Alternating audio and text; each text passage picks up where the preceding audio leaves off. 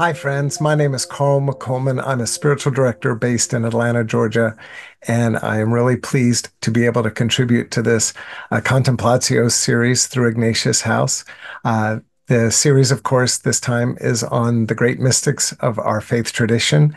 And so today I would like to share just a little bit with you about one of the most renowned, in some ways controversial, but in many ways deeply, deeply loved mystics of the 20th century, and that is the Trappist monk Thomas Merton.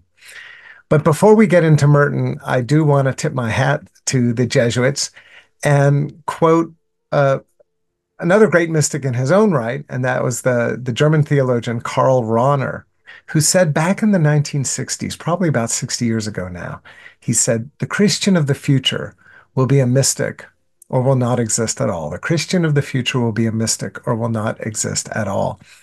And of course, he said that about 60 years ago now. So the question that we maybe need to ask ourselves, are we living in Karl Rahner's future today?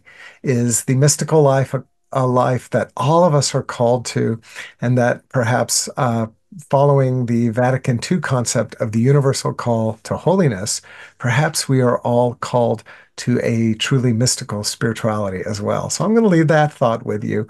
But here's what I would like to suggest is that Merton, who was a contemporary of Karl Rahner's, now he died in 1968, about 15 years before Karl Rahner died.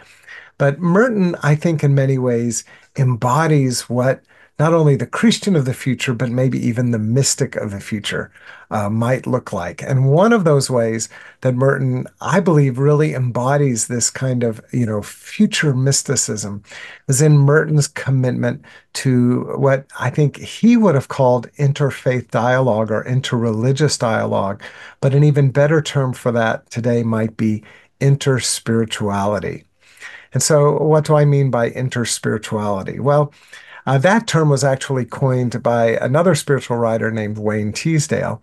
And the idea is that interfaith dialogue or interreligious dialogue is more kind of a head thing. It's more about kind of doctrinal conversation, comparing and contrasting different teachings, that sort of thing. So it's more academic, again, more kind of head oriented.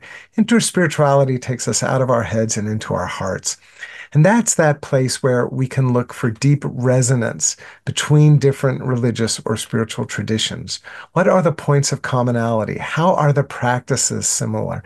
How do different traditions both invite us into love, into compassion, into what it means to live a good life, uh, a moral life, a compassionate and caring life, those sorts of things. So Merton, we know from an early age, Merton was very much a figure of the 20th century, which means he was very much somebody who was interested in kind of all the great religious and spiritual traditions of the world. In fact, scholars since Merton's death have written books about Merton's interest in Sufism, Merton's interest in Buddhism, Merton's interest in Taoism, his interest in indigenous spirituality, like Native American spirituality, and his ecumenical interests in Eastern Orthodox or Protestant spirituality.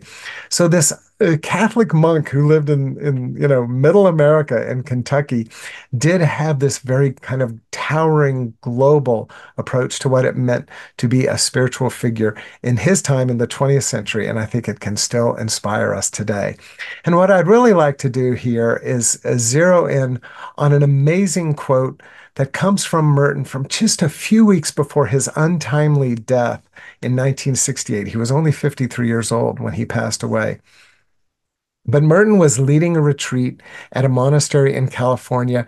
And we know about this because a monk who would later become a celebrated writer in his own right, Brother David Stendhal Rast, was on this retreat and he had a little bit of dialogue with Merton, and he asked Merton about his well-known interest in other faith traditions, especially Buddhism. And Merton replied like this. He said, and I quote, I see no contradiction whatsoever between Buddhism and Christianity. I think you can at the same time be a Christian and a Buddhist, and I intend to become as good a Buddhist as I can. End quote. Now, this is Merton, the Catholic Trappist monk saying this. So he isn't saying, oh, I'm done with Christianity. I think I'm going to go follow the Buddha now for a while. No, what he was actually saying was that anchored as I am in the tradition of Jesus Christ, in the Catholic faith, in the great tradition of Western spirituality, Western mysticism, I feel simultaneously this deep call to drink of the waters of the East, to drink of the wisdom of the Buddha and of the Buddha's great followers and teachers down the ages as well. Now, I understand that many Christians, Catholics and other Christians, might not necessarily feel comfortable with this kind of radical interspirituality. And I think that's perfectly fine. You know, not everybody wants to pray the rosary, or not everybody is necessarily drawn to contemplative prayer, centering prayer, whatever. So, in the spiritual life, certainly different people experience different callings, different ways to express their faith. I think what Merton represents is that for some of us, and I certainly count myself in this category, for some of us, our faith in Jesus is deepened by a constructive engagement with the wisdom from other traditions as well. It's not lessened, it's not diluted, it's actually deepened.